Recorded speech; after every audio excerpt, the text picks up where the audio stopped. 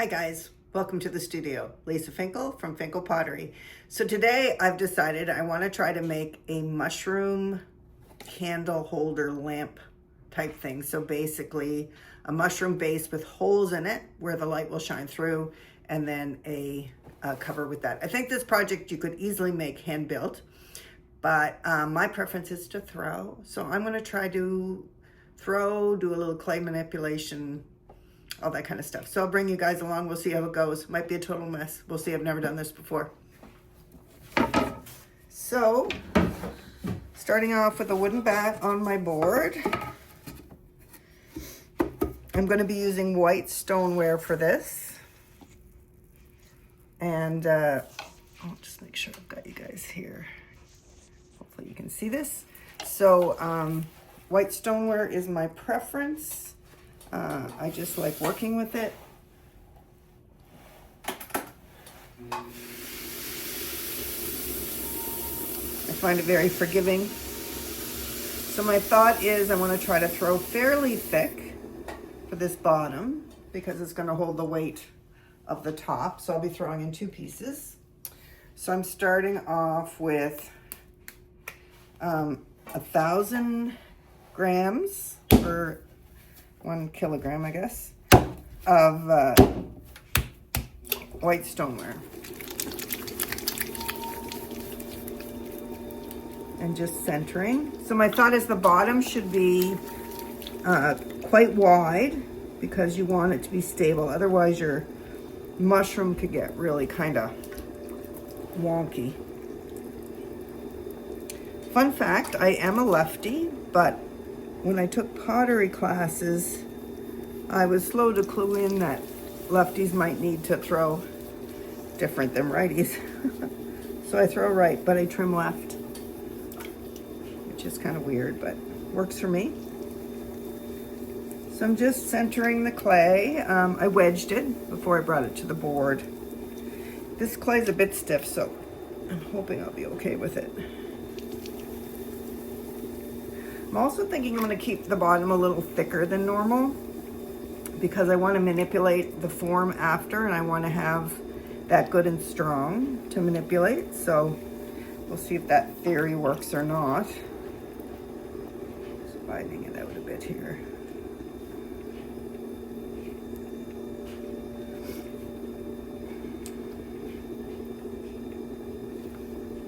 Just widening the base.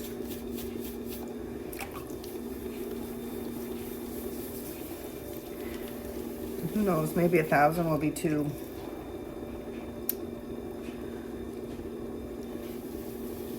little amount of clay or too much. Okay, so I'm just going to open the clay now. Keeping in mind I want my base to be a little bit thicker than usual.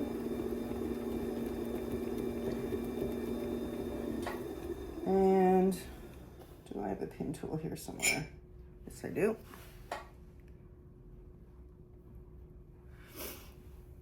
So that's pretty good depth, I think.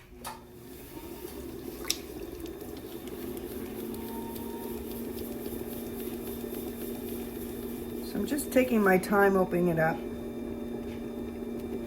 When you open up for mugs and that kind of thing, you can open up quicker, just because it's a smaller form, more forgiving.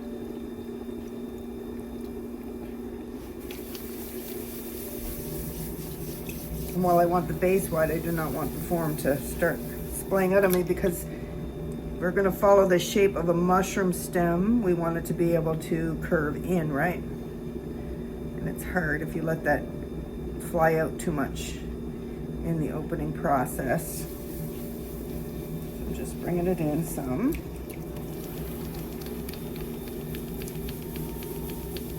There we go. Now I'm just going to use my thumb and my forefinger and also push in with this hand at the same time and start to pull. Now this is not a throwing instructional video. There's lots of amazing ones out there, but this is just kind of a down and dirty, I think. So I'm just pulling, but trying to keep it coming inwards, because keep in mind, I want to have that mushroom shape, right?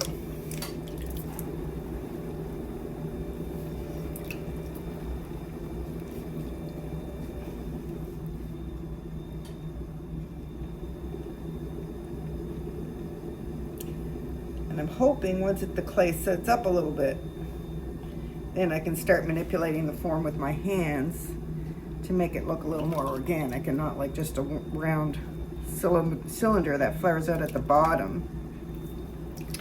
I also think this would look really cool with brown clay, but I'm not into brown clay at the moment. I don't want to go a whole lot more because I don't want this as thin as a mug. And I'm thinking this might be, so you can see I'm not getting a ton of height because I'm not trying to go super, super thin. You know, 1,000 grams of clay is a fair amount of clay, but I'm just gonna give it a feel. I might be able to pull a little more from the bottom. It feels quite thick down there. And because it's like a lamp candle holder or whatever, it's not like you worry about the weight. So now I'm gonna it's called finishing the pull, where I'm not really, I pulled up some of the clay, but I don't want to pull up all of the clay. So I basically pulled from the bottom and then gradually stopped putting as much pressure on after that. Just gonna flare it out a little more at the bottom, trying to think about when I manipulate this, what it's gonna look like.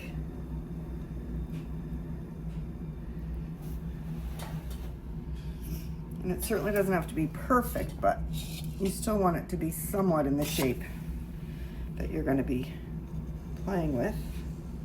And I don't want these big divots. If anything, I want creases in the mushroom going on a vertical, not a horizontal line.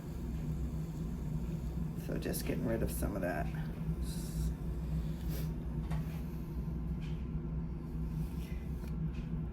You know, I've been trying to hand build more lately, but I gotta say my first love is still throwing. So now I'm just gonna try to, first I'm gonna clean up just a little bit of the goobers at the bottom here. I don't know if you can see it on camera, but I'm just cleaning up that. But I also want this to come out right here, because I'm thinking once it starts to set up, I'm going to kind of try to cut it. And once I start manipulating it, I want to cut those edges organically so it doesn't look like a round bottom. So for now, I'm just going to flatten that a bit.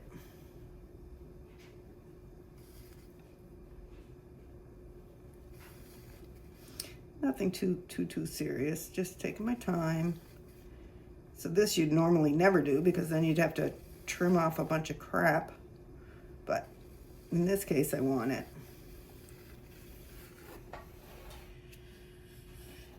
And this is not going to be a huge piece by the time it shrinks, right? Because our shrinkage rate is going to take it down to about here, I think. So really only about, maybe it might be 5-6 inches tall when it's done. And I'm just making sure I'm compressing that rim at the top because the top of the mushroom has to sit on that. So that should do that. And then I'm going to take my ruler, just my regular old ruler, and I'm going to try to measure, just a tiny bit. I'm going to try to measure about how wide I want the top of that mushroom to be, right? So in relation to, and I'm thinking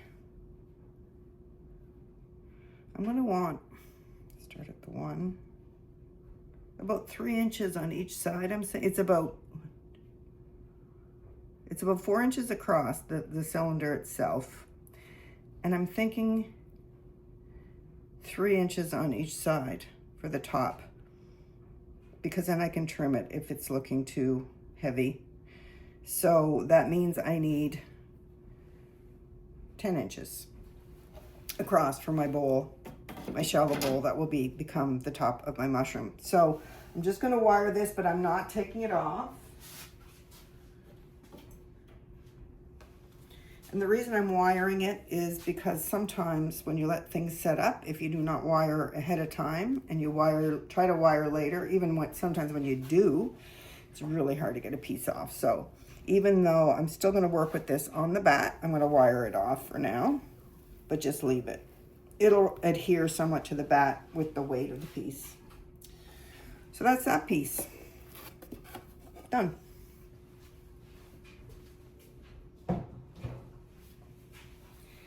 I mean, the other thing is, if you were trying to sell this for like a store for profit or whatever, I mean, clay has gotten so expensive. There was a time when if you created a piece, you know, clay was like a minimal cost, but when you get into bigger pieces now, oops, I don't know where you are. This needs a little wet under it. I don't know where you are, but where I am, clay is crazy expensive. So I'll try to make pieces that don't use a ton of clay a lot. I mean, mugs are great. I can do a mug, like a standard size mug, with about 450 grams. But this is going to be like 2,000 grams total. So I also made a ball and wedged it in stoneware for the bowl. That's going to go over the top. So I want the bowl to be pretty shallow. And when you're centering, it's always good to have your wheel going at full speed if you have a bigger piece of clay, for sure. But typically I would always go full speed to center. It's just easier.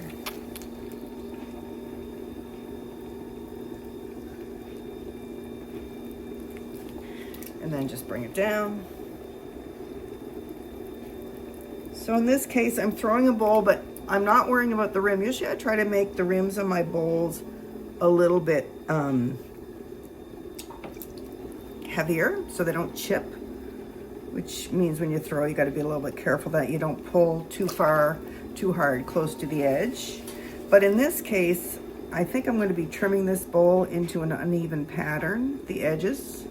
So I don't really care how thick the rim is, but I want the body of the bowl to be strong enough and thick enough to do what it needs to do.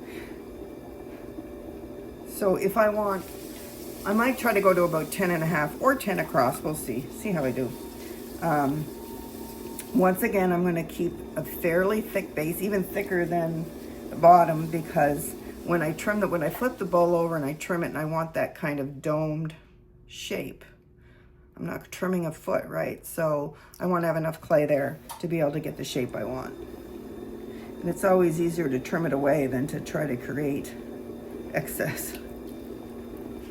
Okay, so this, I'd say that's as deep as I want to go. Just check. So, pretty deep, which is good. Don't want to be messing around.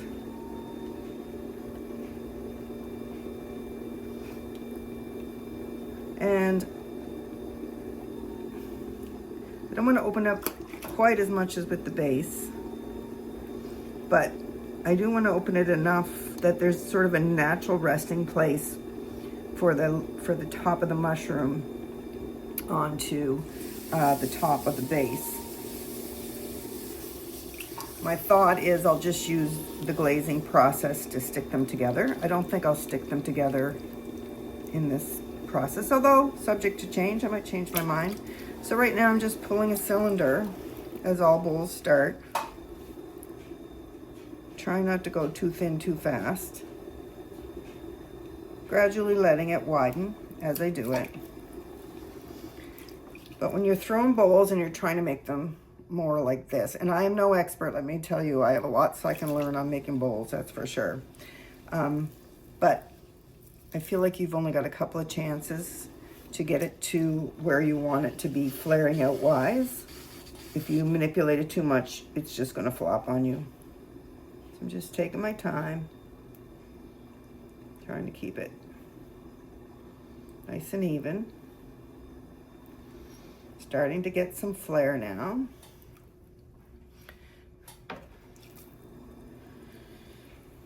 And I don't have to really worry about a swirl, or sometimes you can get a ridge at the bottom you got to work on, but I don't have to worry about any of that because all that's going to be inside. You're not going to see it on the mushroom lamp.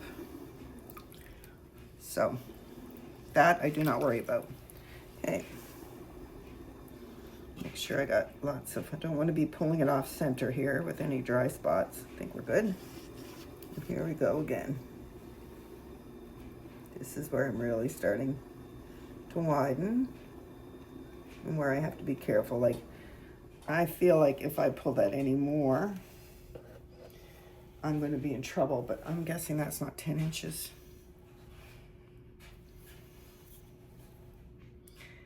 Nope, that is 9 inches. Whew, should I go for it? I think I'm going to have to.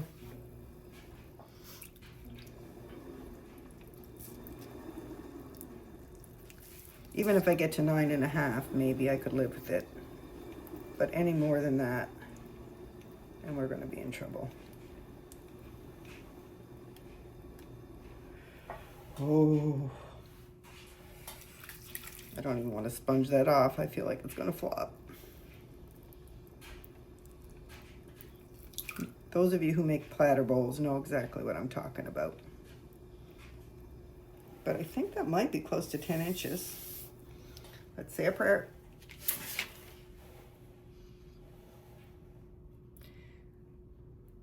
Like 9 3/4, and that is darn close enough for me because I feel like if I keep this up, it's gonna flop. So I'm just gonna leave it right there. I'm gonna wire it off like the last one, but not take it off, of course.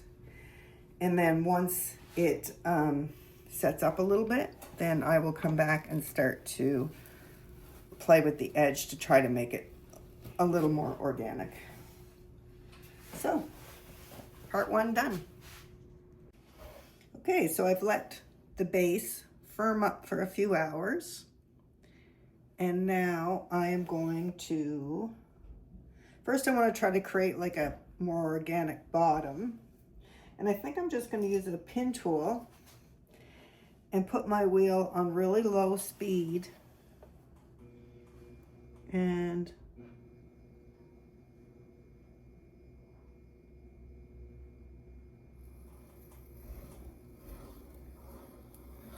there.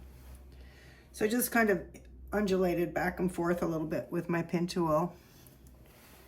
Just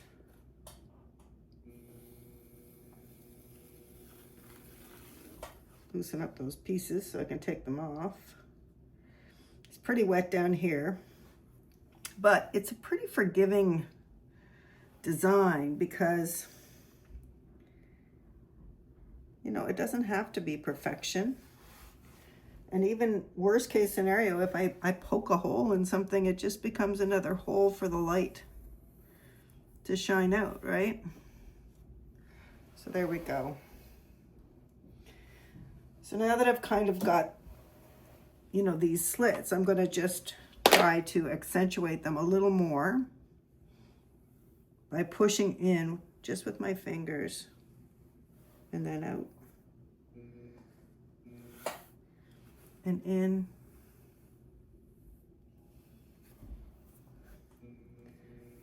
Just slowly. Because I'm not trimming the bottom, I have some room to play. So just kind of forming. I don't want a point, but I do want variation.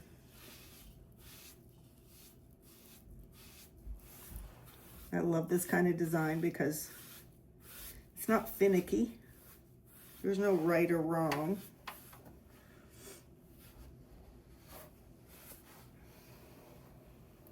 I'm just encouraging the clay not to be round at the bottom, which is kind of the opposite of what we normally do as potters. Kind of made a little bit of a thing there. But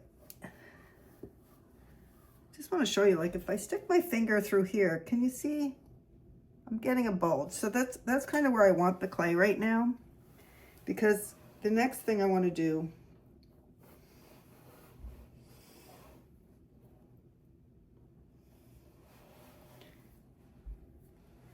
is kind of look at these spots. Like for example, here I've got kind of 2 divots going in, and then I've got something coming out. So my thought is, we take something like just this stick tool and just press in a line. Once again, I don't really care if it goes out around. Matter of fact, I kind of want it to go out around. And I'm just going to soften that line. Need a little more here, I'd say.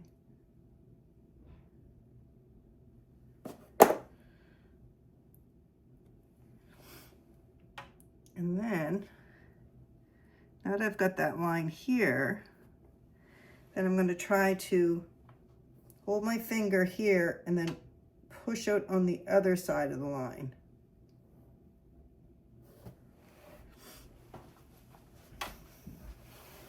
Do it on this other side.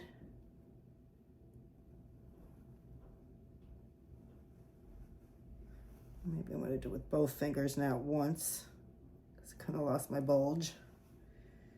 There we go.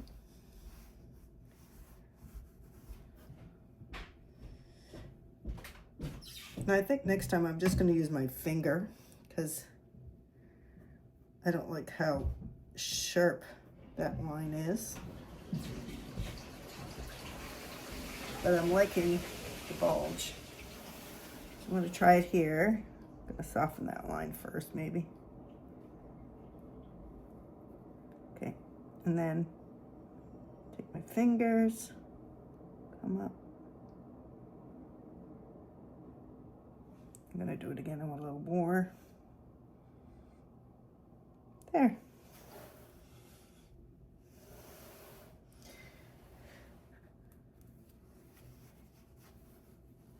So there's my first kind of change in the shape of the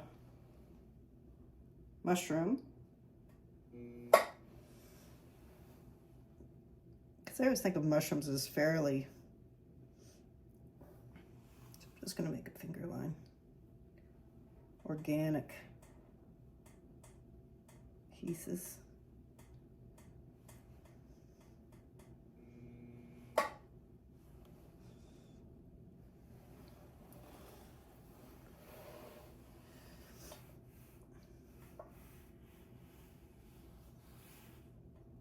Once this dries too, I might do just some fettling at the bottom. Oops.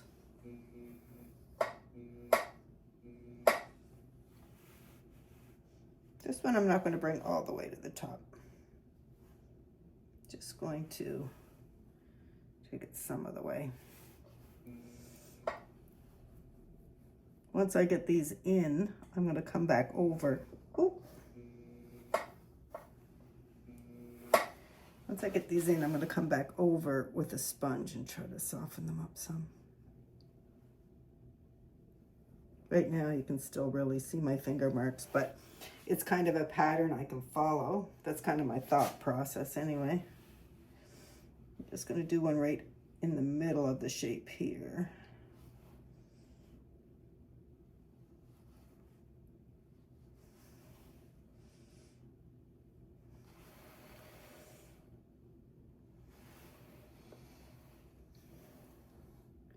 Well, kind of like that.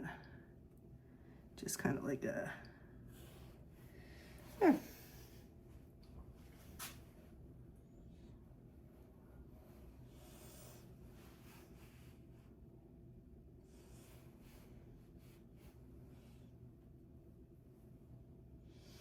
Okay, I'm liking that.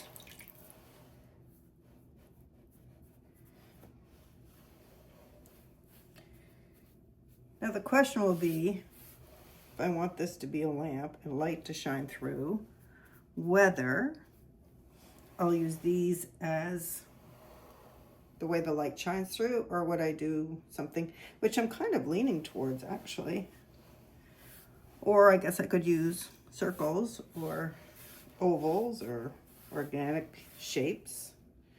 I mean, I'm sure everyone could be different, but I'm thinking if I follow those slits, that might really work.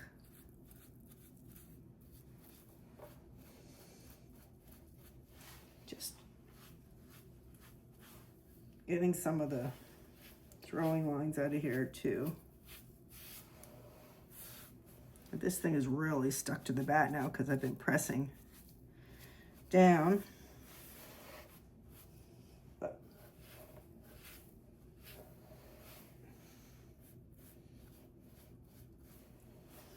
yeah.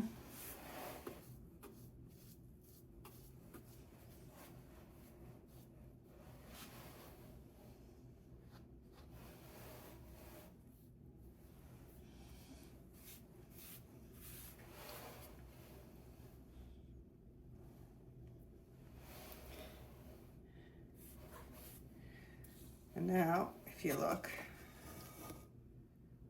I'm not in a round anymore, but don't forget, I'm not going to be trimming this, so I don't care.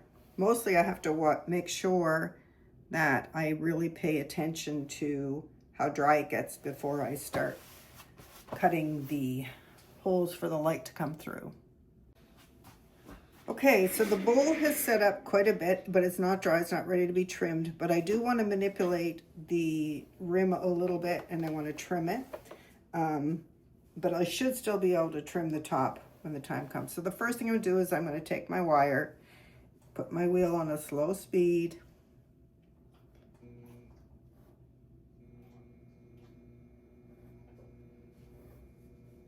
just kind of move along.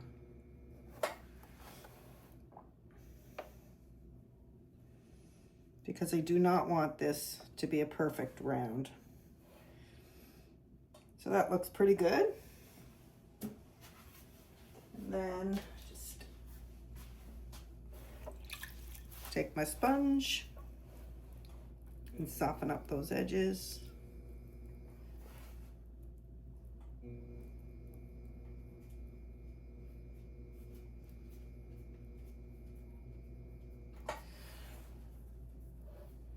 And while I'm supporting it, I'm not really going too crazy with the supporting it because I'm trying to get the rim to go out of round, which is kind of anti-pottery when you think about it. It's kind of doing what it wants to do right now too, which is good. So I'm just kind of playing.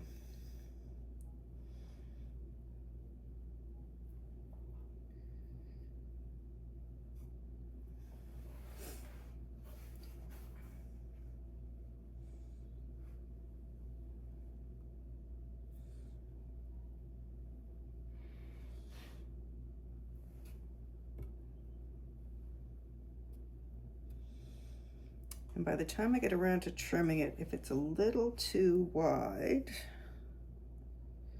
it's all right.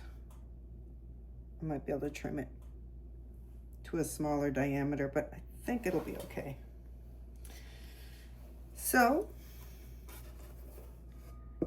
there's the top of the mushroom. That's pretty quick, wasn't it? Okay, guys. Hello. So I'm ready to finish the base. So it's dried to leather hard. The rim is quite firm, but it's still soft enough that I'll be able to cut it. It actually seems to be like the perfect consistency. The bottom is a little damper, which is great because, and I mentioned to you before, I'm not gonna trim it on the wheel. So I'm just gonna take my little logo stamp here and rock it back and forth. And then I usually just run my finger over it lightly so that there's no burrs on it. So there we go. This I just got on Etsy. If you Google custom stamps and look for like a metal one, they're quite reasonable and they carve really nicely into the clay. There's times when they're not the perfect choice, but they often are. So I have my fettling little fettling knife here. I'm going to try that to start. And I'm just going to take that sharp edge off and try to make a few more notches, a few more organic lines in this. So I'm just kind of free flowing here, which is always scary. But you can see already that line looks a lot better, looks a lot smoother, a lot more organic. And if I happen to cut through, which I mentioned before, I won't worry about it too much because it would just create another point of light. I like these low risk projects because I'm still pretty new at the whole hand building game, and it's kind of rough. I can see it will take some practice to, I'm getting some chop here, and I don't think I'm doing a smooth enough cut, so I'm gonna try, still choppy.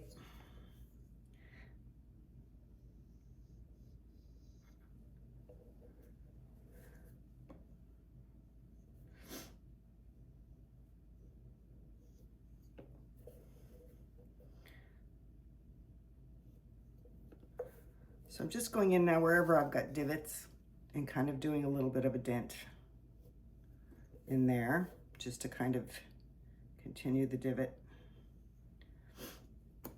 Okay, so I think that looks pretty good.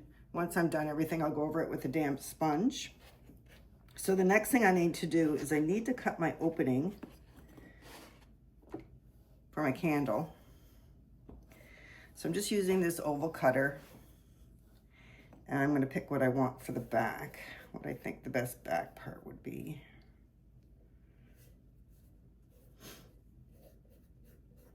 Kind of like here. So I'm just going to take my oval, lay it on the sponge here, and mark where I want my cut.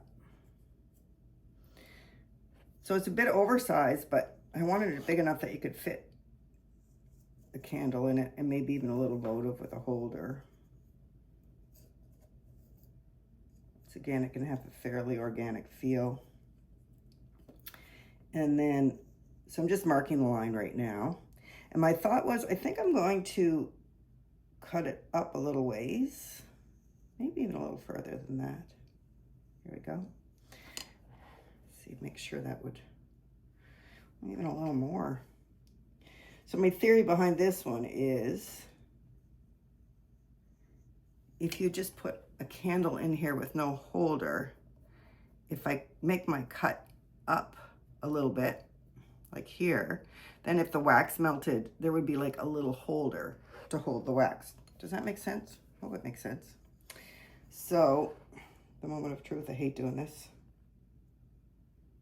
All you hand builders out there, this is like old hat for you. I'm holding my breath. Sorry, I know you can't see what I'm doing on the camera, but I'm basically just cutting on the line that I created. And then, like so.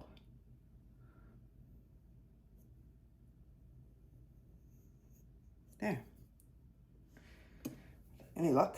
Yep, it popped out. Perfect. So, now here's my little candle holder. So it looks pretty big from the back, but when we look at it head on, or even from the side a little bit, you can't see it. So I'm happy with that.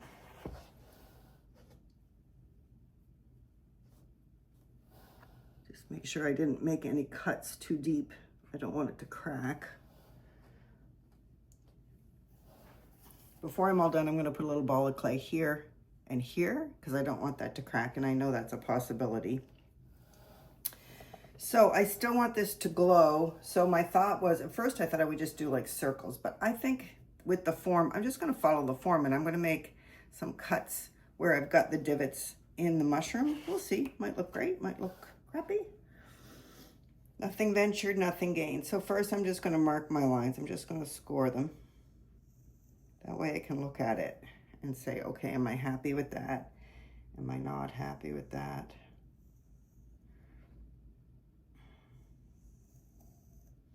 Trying to not get too close to the rim either, because that is another weak point. I know. So I've just got them marked here. And maybe one more.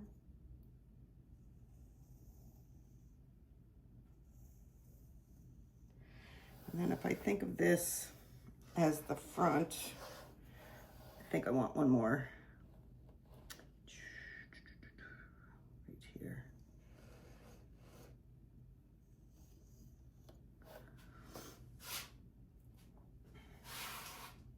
Okay, I think I'm pretty happy with that.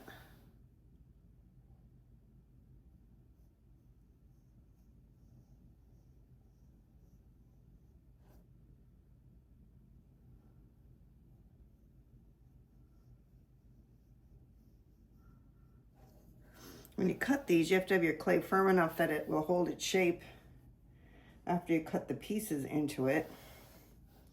And this feels like it's just the perfect consistency, kind of like cutting through cheese.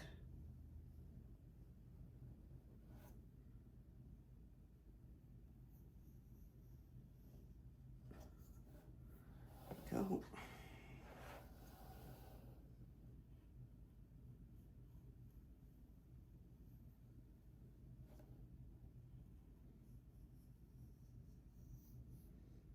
If this all collapses on me, it's just going to be considered a lesson learned. It's a great thing about pottery. We keep on learning and learning. No wasted efforts, I don't think. This little one.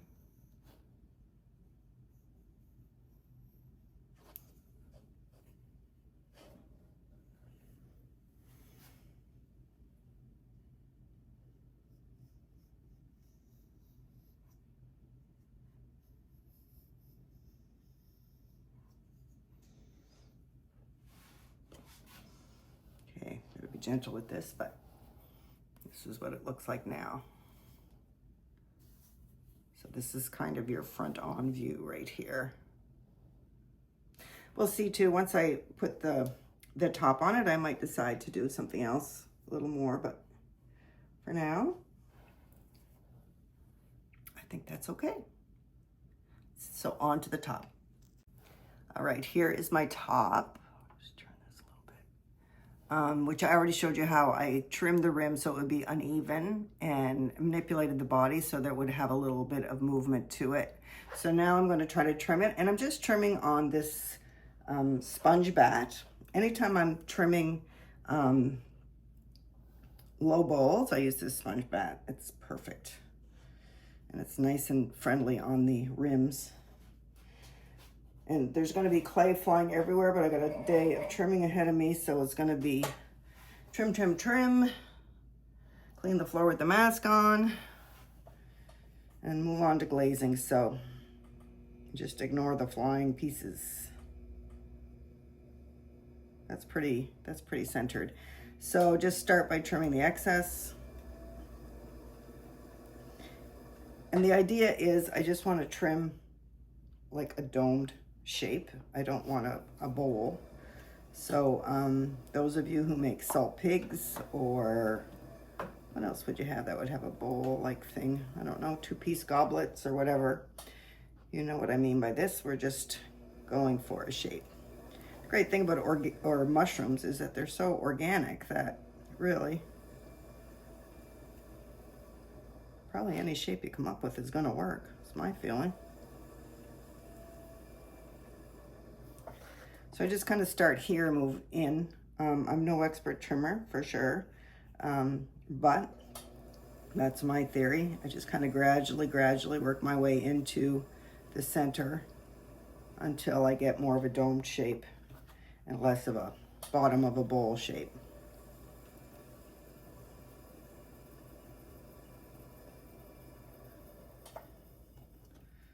The clay is coming off in nice big ribbons, so that's good. It's not flying all over the place, which is much better for cleanup and for your studio. I'm getting pretty close here, and I do not want to carve through it, so I'm going to start to get a little more cautious. So I'm just going to pick it up and see if I can feel. There's still some thickness there. I love this project because I picked up the bowl and I didn't even worry about like distorting the rim, which is usually something I do by mistake. But the more distortion, the better on a mushroom. Sure hope it turns out. All right, now I've got a lot of throwing lines in there which don't match the rest of it. So I'm just going to grab a metal rib, or any kind of rib really. We're getting ready to move, so I'm kind of under the gun. I'm kind of like on a Christmas deadline trying to get a few kilns through with glaze and do one last online sale before we move and go through that whole rigmarole of trying to get my kiln going again. And oh God. I don't know where you live, what it's like, but here getting tradespeople is challenging. Good tradespeople. I have an amazing electrician. He's awesome, but he is hard to get. All right, let's take a step back and look at that. Might be still a little bowly. I might just try to take a little off here.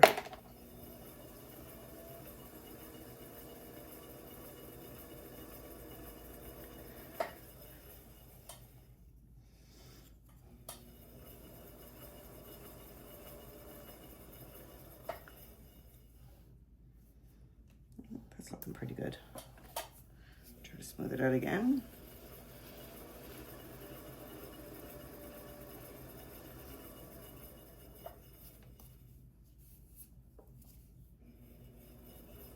Finger is always a great tool for any of this stuff. There we go. That's pretty good, I think. Now the moment of truth. I'm going to hold it over the base and see if I think the mushroom is too wide or not. Because if it is, then that's going to be a whole other rigmarole. I'm not going to sit it on there because neither of them are strong enough yet, but I am going to, well, actually I could probably just sit it on there. You know, I kind of like it that wide. It's hard to. I'll bring you guys down in a minute. I'm just trying to decide. It might be a little wide. I think it's a little wide. So what I'm going to do is I'm just going to trim the rim. And I'm getting a little casual with that rim. I better be careful because that doesn't mean I can't put enough stress on the piece that it would crack. I'm sure your hand builders are shuddering when you're seeing me.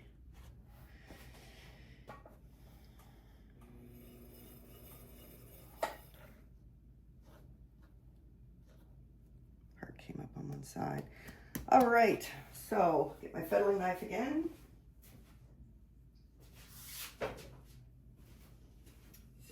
Find. I'm not very well prepared for this video. Looking for a needle tool. Did see one somewhere. I think I have like 10 needle tools and I can never find them. There we go. All right, let's see. See if I'm pretty close to center here. Okay, so I'm just going to put my wheel on low. Come up with a new line. Nerve-wracking.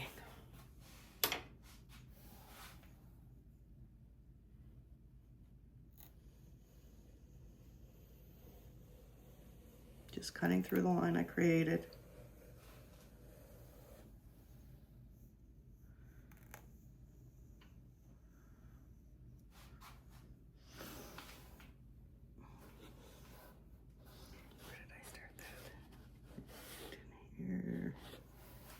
Going here.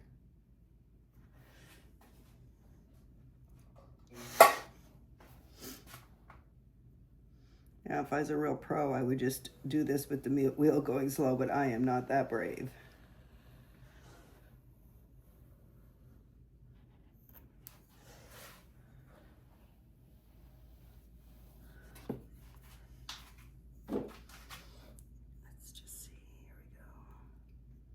Just a little bit.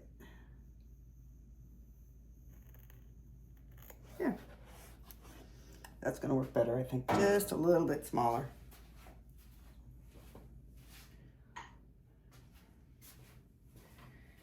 And so, you know, when you make this stuff, you always think along the process. Like I was trying to decide if I should glaze it like a really fun bright color or something more neutral. And I'm thinking I might just do something more neutral for my first attempt with a matte glaze, because, you know, mushrooms are kind of matte in their appearance. And, oh God, lift this up a little bit. Get my base again.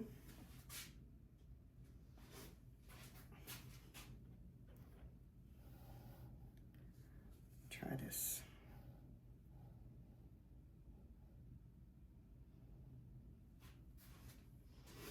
Oh, that's much better.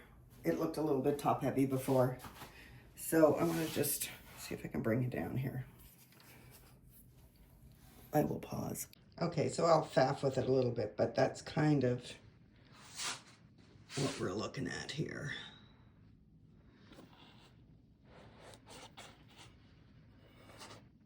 I think that works much better. Okay. Okay, my mushroom is out of the bisque. And one thing I did do that I did not show you guys is after, when it was leather hard, I just carved in these grooved lines in the underside of the mushroom, just to give it that gill effect, you know, that you have from mushroom. So before I glaze it, I am going to put just some watered down, there we go, Mako iron wash in the gills before I dip it in glaze. So I'm not going to be real pretty about this. I'm just going to work my way around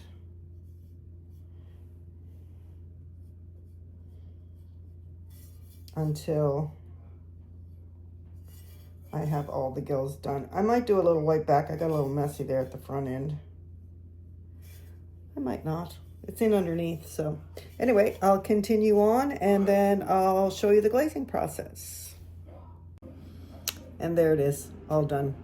Just gonna let that dry well before I glaze it. And just a reminder, I know most of you know this, but if you're using oxides, try to use a dedicated brush for your oxides, because they can contaminate your glazes really easily. Okay guys, I have some dipping alabaster here for my mushroom. So I've decided to glaze the bottom in alabaster and the top in winterwood. So both of them, both pieces, are going to get a dip, and then the top will get a coat of winterwood. So I'm just going to take my bottom piece and dip it in, pull it out, drip. So I didn't have quite enough to completely do it, but this part you won't see very much anyway under the dome of the mushroom, so I'm not too worried about that. So I'm just going to put this down, let it dry a bit. Then I'm going to flip it over and dip the other side. So here's the top of the mushroom, and I'm just going to give it a dip on one side.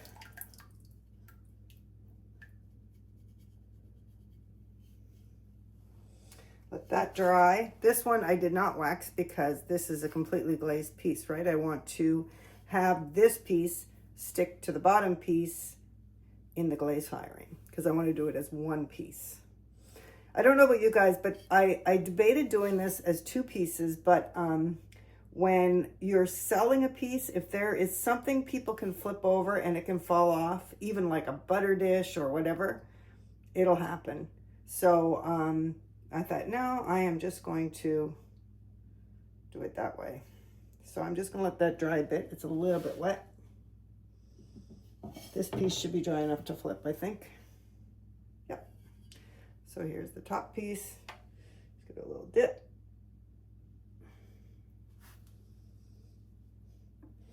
I mean, what happens when you dip a piece if you don't have enough glaze, pouring can be better because you will get a line here. It's very subtle, but you will get it. So if you're doing like a platter or a plate or something and you dip, then you flip it and you dip.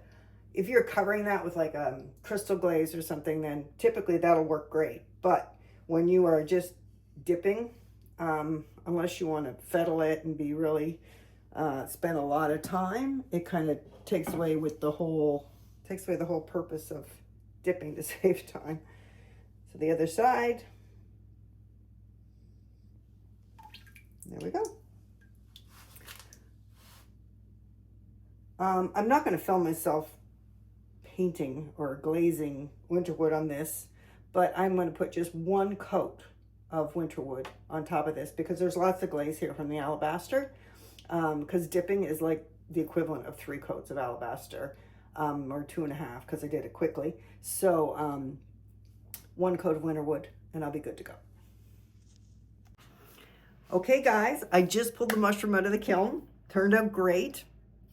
So alabaster on the bottom, winterwood on the top, iron wash in the gills, which was just very rough. I didn't need it to be perfect. If this was something that would be seen all the time, I probably would have wiped the iron wash back, but I just kind of wanted that really rustic look.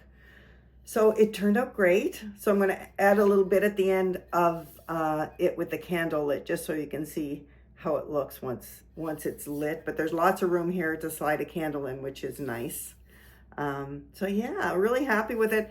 Some of the lessons I learned, I think next time I might try to get a little more height, but really it would be really cool to have a couple of different heights in a display or something. I also think it would be lovely on a garden table or in the sun porch or something like that. So anyways, I'll pop a picture on of it lit with all the magic.